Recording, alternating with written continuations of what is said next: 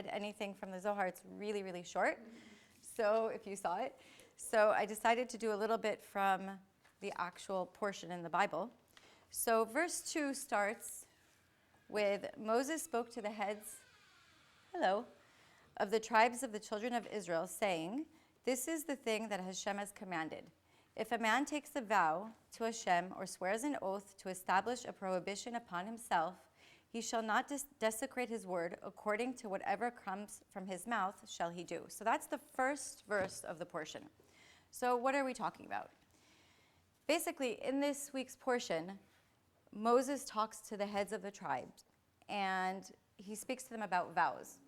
Now, I don't know if any of you saw the newsletter, but what we explained in the newsletter is that the word vows in Hebrew is called neder. I don't have a board. It's Neder.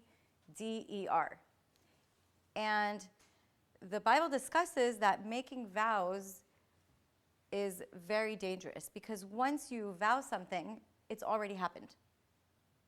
So once you make a promise, it's already happened. And you're getting energy and you're getting energy, you're getting acknowledgement for something that you haven't manifested yet. Once you make a vow, it's as if you promised, it's as if it has happened. So if you don't keep it, it's as if half of you is still there. Half of you is still in that place where you made the vow. So you made the vow 3 months ago. You made a promise. We're not going to call it a vow because that sounds very... You made a promise 3 months ago, and you didn't keep it. Half of you is still there, and half of you is in the present. Because the words that come out of our mouth are so important and so real. And you have to think, do you promise too much to your friends? Do you overpromise at work? Do you promise your kids? Do you promise your spouse? And why do we promise? We need to think about that. Because once we say something, we've manifested it on a certain level. And so once you say, I'm going to do something, and you don't do it, it's as if you're taking away from yourself. And the only time we can do the cancellation of the vows, if you've been with us ever for Rosh Hashanah, is the day before Rosh Hashanah, we do canceling of the vows. Why? Because it's not enough that you go to somebody and say, listen, I'm sorry I didn't keep my promise. It's not enough. You actually have to go in front of what we call a court, which is 3 men, that there's a whole procedure that goes on, and you need to take a list. You actually need to sit down and take a list of everything from Rosh Hashanah to Rosh Hashanah that you didn't keep. And then that's canceled.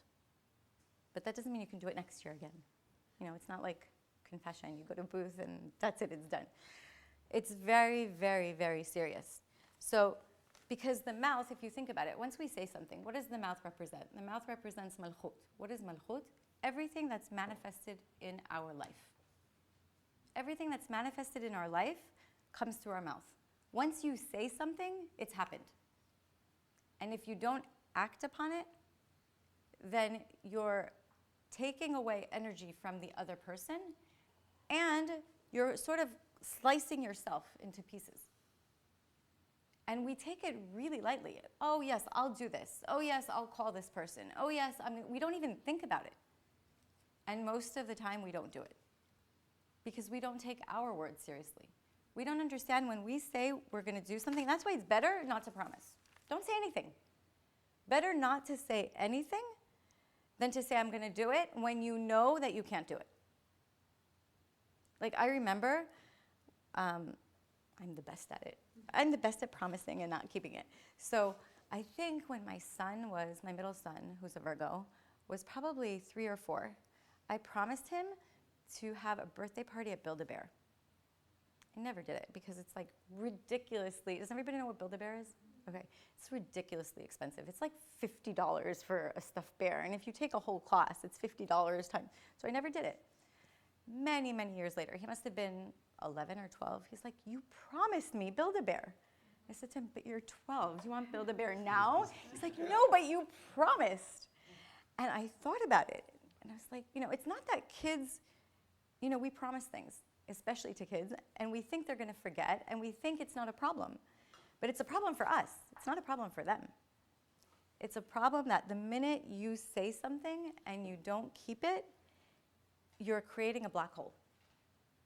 And the more you promise and the more you don't keep, the more you're taking away from yourself. And you're sucking energy from the other person. Why? Because what happens when you promise something to another person? How do they react? They get happy. Exactly. They're happy. So they're already fulfilled. You've already gotten the energy that you fulfilled them, but you actually did nothing. So in reality, you've left them energy and you've sucked energy from them. So why do we promise things and we don't keep them? Because we want the love now. We want instant fulfillment. We want instant gratification. We want the love now. We want the acknowledgement now. We want the energy now. And it's not something that we even did.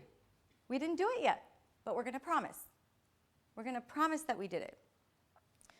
So I want to just, I'll tell you a story in a minute, but I want to make sure that you understand the thing of the vows is that the problem with all of us, including myself, is that we like to talk. We like to talk. We like to promise. But actually doing something about it is extremely hard. All of us, we're all in it together. All of us do it. And I don't know if you've ever heard the saying that the people who are quick to talk don't act. And people who actually do don't talk about it. Because if you're going to do something, why do you need to talk about it? You don't need to talk about it. If you're going to do something, you do it and that's it. It's over. If you need to talk about it, so you're already setting yourself up for not doing it. But you want the energy. You want the love. You want the acknowledgement. You want the, wow, she's going to do this. And I know a lot of people. I know somebody, and I've learned to I've learned to accept it because I also do it. So she always, along the years, she's always promised things. I'll do this for you, and I'll do this for you, and I'll do this for you. And in the end, I said, why are you even saying it? You know you're not going to do it. I know you're not going to do it. Don't say it. I love you anyway. You don't have to say it. You don't have to promise me that you're going to do something. And if you're going to do it, don't tell me. Tell me when it's done. After you've done it, after it's taken care of, after you've manifested it, after it went well, then talk about it. Then talk about it. But if you're talking about it before, if you're saying you're going to do something, and most of the time when we say we're going to do something, it's because either we want to calm somebody down, we want to prove something about ourselves, we want to please somebody, we want to make sure that they think well of us, but we don't do it. And it's not that we're set out not to do it from the beginning. None of us are bad people. It's not like we promise something and we know already we're not going to do it. We promise it because we really want to do it, but it doesn't happen. It doesn't happen, and that's where it's important not to promise anything. If you want to make someone happy, do it. Tell them it was done, they'll be happy. If you tell them before, it's because you wanted that energy before. And where does that come from? It comes from a place of lack. It comes from, I need someone to acknowledge that I'm here. I need someone to acknowledge that I exist. I need energy. I need love. It's better to go to someone and say, listen, I'm not feeling love today. Can you give me a hug? That's better than saying, I'm going to do this, this, and this, and this, and you'll see. No. Why? You know you're not going to do it. So just to make sure that we keep in mind that everything we say, everything that comes out of our mouth has energy. Everything that comes out of our mouth, we're manifesting. And there's no such thing as I didn't mean it. It's not about the words. If you said it, you meant it. And if you don't want to own it, that's a whole different story. But if you said it, you meant it.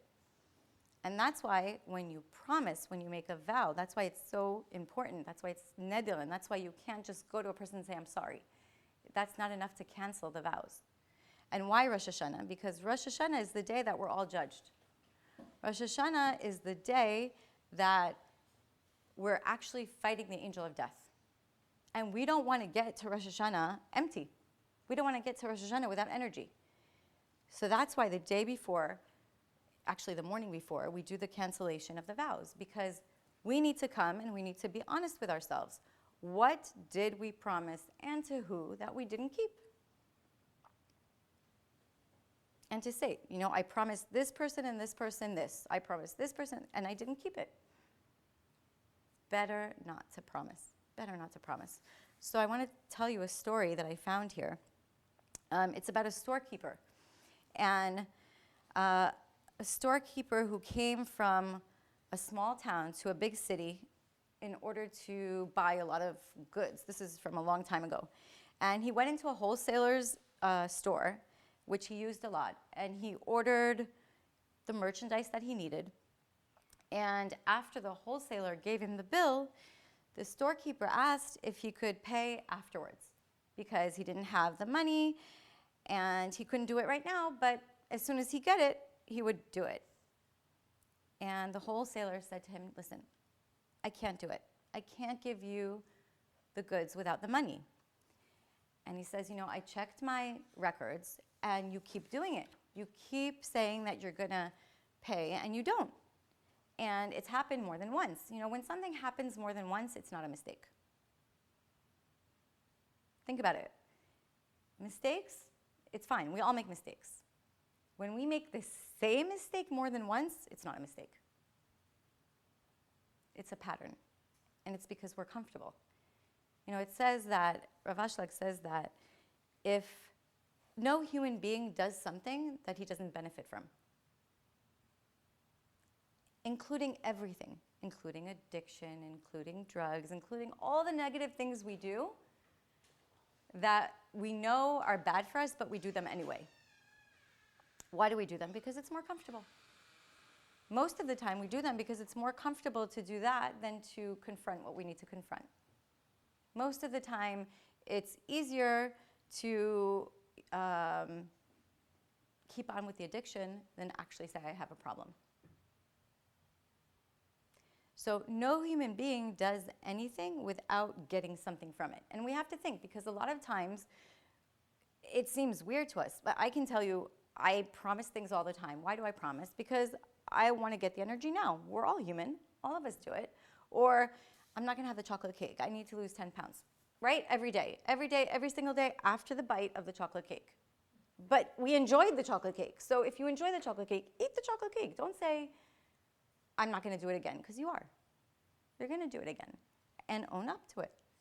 Don't say, okay, I'm going to go on a diet now. And all those things, we have to be careful of what we say. So what happens? So the storekeeper says to him, the wholesaler says, listen, I can't trust you anymore. You haven't paid any of your debt. So the storekeeper starts begging and he starts pleading and he tells them, he's not guilty of what he's saying and it's not true and he needs to check his records and, things happened beyond his control and there were circumstances. And he tells him, I promise I'll pay you as soon as I have the money. And the wholesaler is tired and, he runs him down and he says, okay. So he couldn't take it anymore and he agreed to give him everything he needed. The nearby sellers, all the people there that are walking by, they're gathering around and they're hearing this. And they're telling him, don't sell him anything. Don't sell him anything without the storekeeper giving you money. And they said his words can't be taken literally, and his promise is in no way a promise, because a number of times we've sent the merchandise and he didn't even pay for the shipping. He didn't pay for anything. So you can't give him even an ounce of the merchandise without paying. And while they were standing around and arguing, another store owner came over and he heard what was going on. And he turned to the storekeeper and said, listen to me. I'll give you some advice that will help you settle all of this argument. He says, why do you need to buy such a big amount of merchandise all at once? And then make yourself get into this huge debt, this huge amount of money that you're not going to be able to pay back, and you're not going to know what to do with it. If you take whatever you can afford and then pay for what you can and then you sell it, you come back, you get more, and whatever you can sell, you pay for it. And slowly, slowly, you'll be able to get everything you need, and you'll pay for it. So everyone heard the man's advice, and the storekeeper from the small town only took what he needed, what he could afford, with the money he had, and he went home. He sold the merchandise, he came back to buy more from the wholesaler, and he did this a few times until he made enough money to stand on his own 2 feet and actually pay everything back. And this is how it is in our spiritual work. This is exactly how it is in our spiritual work. One day we wake up and say, I want to change everything about myself, right? We wake up and we say, I want to change everything. You know, I'm this, I'm not doing this, and I'm not doing this, and I'm not doing this. I want to change everything. But how many times can we actually change everything? If we take one thing a year, promise you will change. One thing a year. Because little by little, if you take one thing a year, you can change. But what do we want to do? We want to say, I want to change everything right away because we want everything right away. We want all the energy, we want all the love, we want all the acknowledgement. We want everyone to know, so it's not even that we want to change right away. It's we tell everybody, I'm working on myself, I need to change this, and I need to change this. And then what do we become? Oh my gosh, the poor girl, she's working on herself spiritually and she needs to. So we are getting energy. We're getting energy right away. Instead, the right way is to slowly, slowly take one thing at a time and slowly, slowly work on that one thing, whatever it is. And really now, before Rosh Hashanah, I think we have 9 weeks left, or 8.5 weeks. It's scary. I think we have 8.5 weeks left. One thing, but that one thing has to be something that affects other people. So it's not going on a diet, and it's not going to the gym, and it's not eating less, and it's not, it's what can I take upon myself? I need to lose weight also, we all do it. It's what do I need to take upon myself that will benefit other human beings around me that I need to change? What can I do differently that will benefit other people? Because just to say I need to change because it'll benefit you, it doesn't help anything. That's between you and the Creator. But what do you need to change to make yourself better so that it won't affect other people in a negative way and it will affect people in a positive way? Actually, take a minute. Take a minute. You can talk to each other. Take a minute and think, what do you need to change? Take more than a minute. What do you want to change in yourself that will help other people in the world, in your neighborhood, in your family, in your circle of friends? What is it? Take a couple of minutes. You can talk to each other also if you want.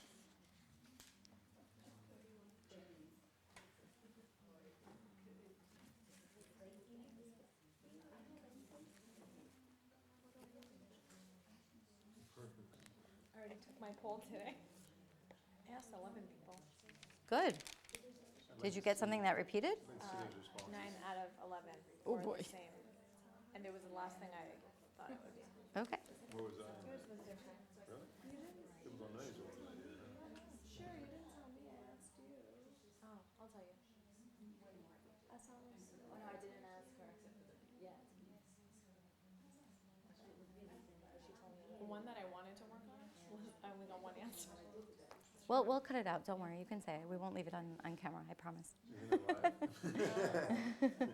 They can't see you. Well, I thought mine was patience. No. No, I you got have one. patience. Really? Mine was. I'll show you. It looks better, right? I told you.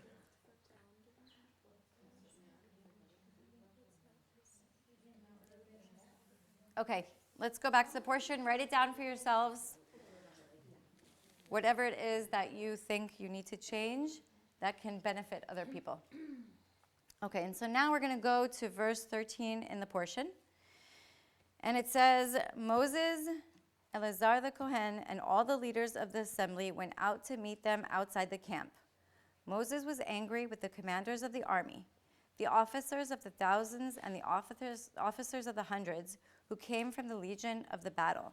So they had just come back from war. They had gone to war with Midian. They just came back from the war. Moses said to them, "Did you let every female live? Behold, it was they who caused the children of Israel, by the word of Bil'am, to commit a betrayal against Hashem regarding the matter of Peor, and the plague occurred in the assembly of Hashem." What are we talking about? So what happened? They came back from war, and Moses was angry. Why was he angry? Because when the Israelites went to war, they brought back all the spoils of war, and everything they brought back had black magic in it. What happened? What's black magic? So there's two different kinds of black magic. There's black magic where you remove all the energy from something, so it's empty, and it's sucked away of all its energy. And you have to be careful because there are people like that can suck all your energy and you're left with nothing. That's black magic. And the other type is something that has its energy removed and is infused with negative energy for a certain purpose. So what happened there? And the truth is that today there's not a lot of black magic. Not really, really black magic. There's more the kind of where someone can suck all your energy and you're left with nothing. That happens a lot, and you need to be careful of that. Typical, huh? Is that intentional? Yes. Someone does it? Yes. They know they're doing it. They might not want to admit that they're doing it, but they know they're doing it. And there's, the typical things of actual true black magic is a piece of hair or a picture or something that has the person's essence in it, a piece of clothes. You have to be careful what disappears from your house. So, exactly. Anything that's attached or has some kind of, connection with the person. So the Midian women who were brought and captured back to the Israelites' camp were not regular women. They had black magic. And Moses was angry for them, was angry at the Israelites because he knew that they had black magic. And so there's two things. One, he was mad at them. The second thing is the anger. So yes, Moses was still a human being, even though he was on such a high level. But anger is one of the most dangerous things we can have. It says that when a person gets angry, they lose every positive thing they've ever done in their life. And they have to start all over again. When you feel anger or project anger? It's the same thing. At some point, it's going to come out. When you feel angry and you can't transform it, at some point, it's going to come out. And when it comes out, because suppressing anger, it doesn't change it. It just suppresses it. At some point, it's going to come out or you're going to get sick. One or the other. And when we're angry, it's one of the worst things we can do. Because really, we start from zero. It's as if your soul leaves your body and a different negative entity comes in, and then you have to start all over again. So even though they did something, even though if someone does something to you, they're absolutely right. And they're absolutely right, and they're angry, doesn't mean it's okay. So even if you get angry at someone because they did something wrong and you're right and they hurt your feelings and they did something offensive and they stole from you and whatever it was, anger is definitely not the answer. Definitely not. And I think Eliyahu last week spoke about it, or on Shabbat he said something about we need to love our enemies. We need to appreciate our enemies. Because why? Because without them, we wouldn't push ourselves to be better. We wouldn't push ourselves to our next level. So we have to be careful with anger. Any questions? Okay, so now, chapter 32, verse 1. It goes on, the story goes on, and it says, the children of Reuben and the children of Gad had abundant livestock, very great. They saw the land of Jazer and the land of Gilead, and behold, the place was a place for livestock. The children of Gad and the children of Reuben came and said to Moses, to Eleazar Kohen, and to the leaders of the assembly, saying, Atarot and Dibon and Jazer and Nimrah and Heshbon and Elah and Sibam and Nebo and Beon, the land that Hashem smote before the assembly of Israel. It is a land for livestock, and your servants have livestock. They said, if we have found favor in your eyes, let this land be given to your servants as a heritage. Do not bring us across the Jordan. So they didn't want to go into the land of Israel. This was 2.5 tribes that right before they were going to go into the land of Israel, they said, you know what, it's too hard. We don't want to go in. Jordan of today, where Jordan is today, there is plenty of land there for our livestock. We're comfortable. What is this all about? So in order to understand why they didn't go into the land and why they didn't want to go, we have to go back to the beginning. And we have to go back to the story of Jacob. Jacob was deceived by his father-in-law, right? He wanted to marry Rachel. He worked for 7 years. Instead of marrying Rachel, what happened? He married Leah, right? He married the sister. Jacob was a righteous man. And he, in his mind, had chosen Rachel to be the mother of Joseph. What happened? He actually was with Leah. And when he realized that he was with Leah, and when Leah got pregnant and had a boy, what was his name? Reuven. In Hebrew, Reuven means, look, it's a boy, which means it wasn't even in his mind, that wasn't his meditation. His meditation was to bring Joseph. So he wasn't aware that he was with Leah, and in his mind, he was with Rachel, which was a kind of betrayal. So that was the tribe of Reuven. Remember, there were 2.5 tribes. It was Reuven, Gad, and you'll see the third one. Now, why did he call him Reuven? And this is also a portion where we talk about the name of your soul. There's a whole understanding and a belief that, we all have English names, and that's fine. English names, doesn't matter. The name of your soul is usually a name that is connected to a high righteous person.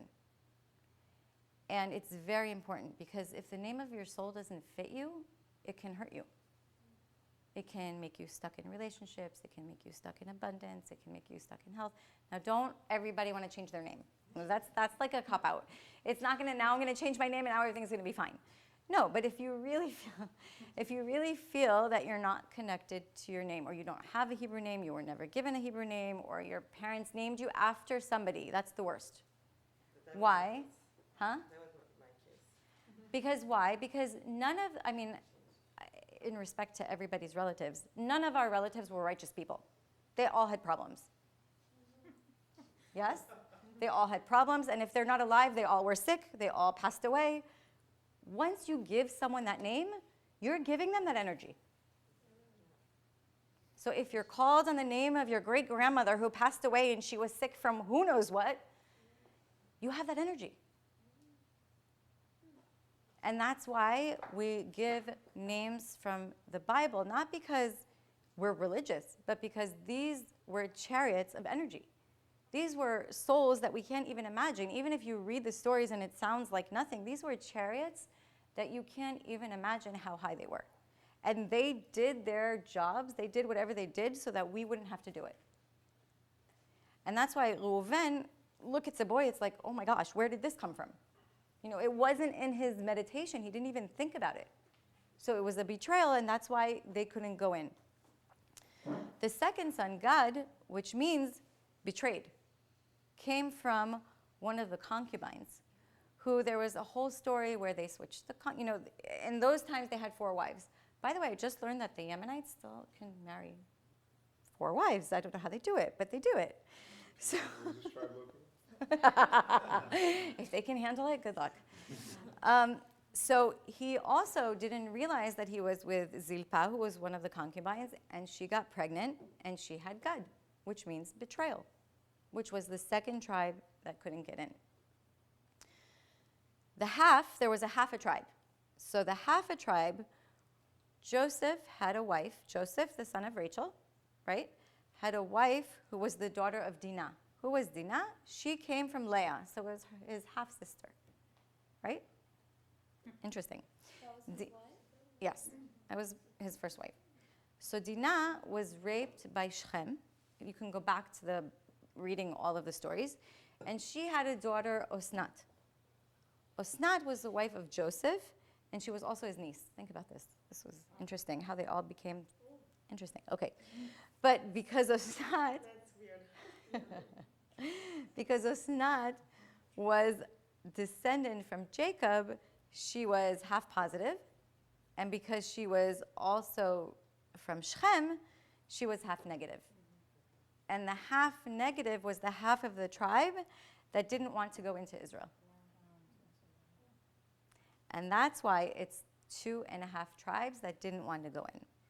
So think about it. First of all, Shechem is the most negative place in Israel, and that's where Joseph is buried. That's where we need to go and pray that there's no more wars. That's where he's buried. He's buried in Shechem. You can't even go in there. Today, you can't go. We've gone a million times, and it wasn't very safe. We were a little crazy. So if you think about it, it actually ties into the vows. It ties into keeping your word. It ties into not betraying. Because what's betrayal? Betrayal doesn't mean cheating. Betrayal can be with words. Betrayal can be, I promise you I'm going to do something and I don't do it. Because it goes to a place where we don't believe that we're important. We don't believe that our words are important. So whatever we say to someone, we think they take lightly, but they don't take it lightly. We don't know what they're feeling. We don't know what they're going through. We don't know how our words are affecting them, and yet we want their energy. So when we say something and we don't do it, it's almost the same weight, if not heavier, than actually cheating. Because when you cheat on someone, you've actually made a decision to cheat and you've gone through with it. Men, women, whoever. When you say something and you know why you're saying it, you know you're saying it because you want the energy, and you know you're not going to do it. How many times do we do it? How many times? I'm going to call this person. I'm going to do this. I'm going to go visit her. I'm going to go. And it's not done. And then next week comes and we say it again. And it's still not done. It's a vow. It's a promise. So the person that we're promising, we're cheating on them. Why are we cheating on them? Because we're taking their energy. We're betraying them. We're pretending to be something we're not. We're pretending that we can actually do something and we're getting the energy for it, but we're not doing it. And that's why it all comes back to so why couldn't they go into the land of Israel? Because in Israel, has everybody been to Israel here? Yes? In Israel? Huh? I'm going next week. Okay. Israel is very high energy. All the truth comes out in Israel. Everything is in your face. There's no hiding. You can't hide in Israel. Even from yourself, you can't hide in Israel. You can't. And I mean, I know that if I'm there for more than 2 weeks, I need to get out. And it's not about the people. It's about the land of Israel. The land of Israel is truth. If you can deal with your truth, you can stay there. That's why, that people say Israelis are so tough. And Israelis are very sensitive. Extremely sensitive. But they're real. 90% of them are real. And they would rather sit down and have everything on the table and fight about it and scream about it and then have a party. Then, right? Then be fake. And they couldn't go into the land of Israel because of that betrayal, because of that seed of betrayal. And it's not betrayal, he didn't know. It's not betrayal that they were cheating on purpose. It wasn't betrayal that, they were unhappy, so they decided to cheat. It's not about that. They weren't honest. They weren't honest with themselves. They weren't honest with other people, and they promised things. So I want you to take a couple of minutes, And I want you to think, where were you not honest with yourself? Forget about everybody else around you. Where were you not honest with yourself? Where are you lying to yourself? And it can be scary. It can be scary. Where are you lying to yourself about loving the person you're with? Where are you lying to yourself about being happy? Where are you lying to yourself about, I'm okay? You know, how are you? I'm okay. Really? Where are you lying to yourself? Take a couple minutes. It's really important before Rosh Hashanah to think about that. Where are we lying to ourselves?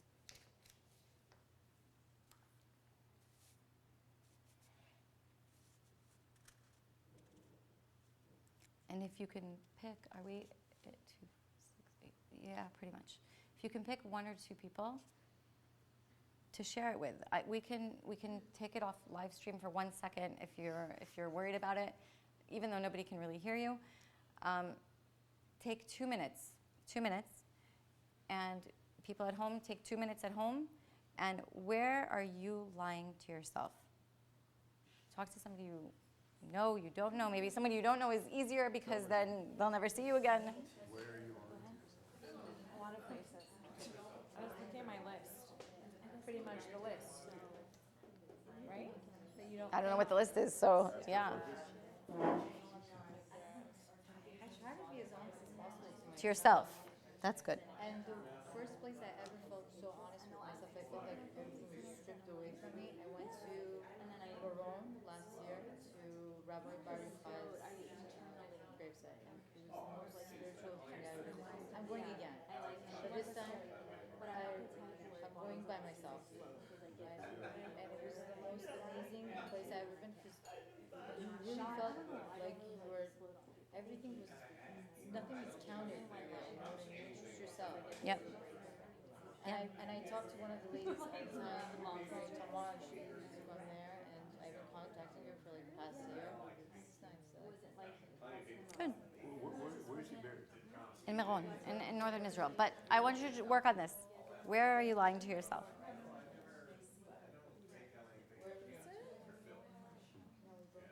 I lied to myself when I was in a certain circle with people that were very, Not the best for me. not the best friend, not authentic. Friends, culturally, My list. people, not the most authentic people, which I've since separated myself. After coming to that realization, I've become a happier person. I felt like I had a few people I was trying to and I kept from going to them. And it didn't work out. I liked it a lot. Yeah, I wasn't. You're never gonna get astrology anyways. And you don't know these people that you've been with for 20 plus years. It's like you feel like you're betraying them by like, but I feel like self-care is being self-care. You have to honor yourself first. Okay, guys, we're going to go back on live stream. Do I have 3 people that are willing to share? Do we have 3 people or 2 people that are willing to share? We're going to go back. We have to go back on live stream so they don't get discouraged there. Are we back? Yes. Okay. Nobody can see you. I'm not going to say your name. Is there anyone, and nobody can recognize your voice for sure. So is there anyone who's willing to share where they're lying to themselves? Who's brave? We'll all help you, promise. Nobody? Nobody's brave enough. Where are you lying to yourself? Start with the easiest. Saying you're happy in relationships when you're not. Good. That's really, really important. When you say you're happy in a relationship, what happens is you're promising the other person something, but you're not really there. And eventually they feel it. If they have any kind of sensitivity, they feel it right away. So you're really sucking their energy. The minute you're not happy in a relationship, you are sucking their energy because they are putting their belief in you. They're putting their trust in you. They're putting their love in you. They're investing. And you're saying that you're happy, but you're not, so you're betraying them. And you could be keeping them from Exactly. their, let's call it soulmate. Exactly. You could be, and it could be any relationship too. It could be anything. You're keeping them from being happy, yet you're putting them in a prison because maybe you're afraid that you won't have something else. Or maybe you're afraid that but you're not happy. If, I always tell people, if you don't like the person that you're with and you can't imagine being with them for the rest of your life, don't do it because they're not going to change. We don't change, they're not changing. And we can't change them. Women, all of you, listen, we cannot change them. So if you're not happy and you're still there because of your fears, because of your fear of rejection, because of your fear of whatever it is, you're stopping them too. It's a very, very, very, very good one. Very good one. Anybody else? Okay. So the second portion, we read 2 portions this week, and it's the end of the book of, how do we say it in English? Leviticus? Yes. Yes, I think so. Yes. No, it's the end of the book of, no, Numbers. It's the end of the book of Numbers. I forgot how to say it in English for a second. It's the end of the book of Numbers. And what happens in the next book, the book of Deuteronomy? It's a compilation of everything that Moses ever said. And that's why we have this week to complete all of the good intentions that we haven't accomplished. All the vows, all the promises, all the good things that we wanted to do, it's in this book. It's in this coming book that we're starting of Deuteronomy, and that's why it happens right before Rosh Hashanah. We have a chance to take care of our promises.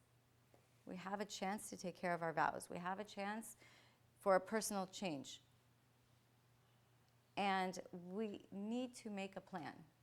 We need to make a plan from today till Rosh Hashanah. What am I changing? One thing. Don't make a list of 9 that are different things. One thing. What am I changing that's going to help everybody around us? So we also discover that there are 42 cities in the portion of Masei, the last portion of Numbers. There are 42 cities that the Israelites travel through that represent the 42-letter name, which is the Ana B'Koach, and that we need to be constantly, what does it mean? We need to be constantly moving in our spiritual work. If we stay in the same place in our spiritual work, we haven't grown. 42 cities, and I think it's in the Passover Siddur, the 42 cities and the equivalent of the Ana B'Koach. Because there's no Zohar to Masei, that's what we focus on. We focus on the Ana B'Koach, which is a meditation that you can use to help you focus during the day, during the week. And think about it. They traveled. Why do they need to travel? Think about it. The whole span, I think I was talking to Eliyahu on Shabbat because somebody asked me, there was a census, there was a counting of the Israelites. There were 2 times that they were counted. So someone asked me how many years were between the first counting and the second counting. And think about it, the Israelites, so after the book of Genesis, from the book of Exodus till the end of the book of Numbers, it was 40 years. 40 years. It's not a long time. So in this book alone, which is probably a span of maybe 8 years, 10 years, they traveled to 42 cities. And they stayed there. Can you imagine moving 42 times in 10 years? It's a lot. And we learn, actually, in reincarnation, that every time you move, it's like going through another incarnation. Really? Mm-hmm. It's like you're cleansing yourself and starting new. I know, I've moved a million times, and I was thinking about my kids. They've also moved a lot. It's very weird for me, these people who live in their house forever. I've moved 6 times in the last 2 years. So it's like a cleansing. Yeah, it's like the American families who, yeah. No, but like these American families who like live in their house forever. It's very weird. Same house for 28 years. That's so weird. 30 years. Yeah. But every time you move, and I'm not telling you need to move. Does it matter if you're moving a distance or like even No, it doesn't across matter. the hall if you're moving No. from your home from one apartment Into another. No, if it's another apartment, like in a building. Let's say you're moving from unit 3 Yes, to it's another. Yes, it's another apartment. It's another energy. It's another. It's everything is different. Everything is different. So when we travel from one place to another, when we actually move from one place to another, if we don't move ourselves, then something will move us. If we don't choose to move ourselves spiritually, something will move us. And if we think about it, if you choose to travel, if you choose to move, you're choosing to start new. You're choosing to start again. You're choosing to take everything into your power and start again. And now I want to ask you another question. If you could move right now, what would be the thing that you would want to change in your life? And don't go back to your list. What would be something that you would want to change in your life if you could move now? Think about it for a minute. And write it down or share it with somebody. Say it. You have to verbalize it. What is the one thing that you would want to change if you could move now? Or if you're in the process of moving or whatever it is. I would change my mindset maybe. Be more How? excited rather than Excited about what? moving. No. It's what would you want to change inside of you spiritually? Isn't that a mindset though that I'm changing? It's not about the moving. The moving is just the tool to get you to do something else. It's a vehicle to get you, like we use a car to get from one place to another. It's a vehicle to get you from one spiritual point to another. What would you want? Change about myself? What would you want to change about yourself? Or what would you want to change, a pattern that you do if you were moving right now? So changing from a negative to a positive mindset Usually. is not If it's about the moving itself, it's not. If it's, So if I wanted to move, I would like to change, like being more peaceful. okay, that's good. And then the moving would be the tool Right. for that piece. Yeah, but don't move. You don't have to move. I'm just asking you hypothetically. Nobody has to move. Nobody pack their bags tomorrow, please. Yeah, think about it. So you can take it home and think about it. So let's just go back and summarize what's happening this week. This week, it's about promises. This week is about not making promises you can't keep and taking care of the promises that you made that you haven't kept yet. Don't make promises you can't keep. Don't look for the energy. Don't look for the attention. Don't look for the love. Don't look for the acknowledgement. If you already want to make a promise, just do it. You don't have to verbalize it. You can verbalize it to yourself so you can manifest it, but you don't have to tell anybody else. And then when you've done it, when it's worked, when it's done, go to the person and say, this is what I did for you. They'll appreciate it much more, and they won't feel like you're betraying them if you didn't do it. Because the second thing is about betrayal. And betrayal, again, it's not just the cheating with a partner. It's not just having sex with somebody else. It's, are you betraying yourself? Are you betraying someone by promising them something? And it could be in business too. Are you betraying them by pretending you're something you're not? And if you're being betrayed, are you able not to be angry? Because anger is the third thing. Are you able to control your anger? Are you? We know that from Facebook. Are you? Are you able to not be angry at someone for betraying you? Because that's their thing. You know, we always say, what's the punishment of a jealous person? The jealousy. They're going to stay with their problems. If you get angry at them, you're just dragging yourself into something that has nothing to do with you. It's exactly. You're choosing to give someone else the control over you. Why? So, and then the last thing is to understand that the traveling, the moving, the going from place to place, the physical action comes when we don't want to grow spiritually. Now, growing spiritually sounds gigantic, right? I want to grow spiritually. I want to be. Growing spiritually can be going home and being nice to somebody when you don't feel like it.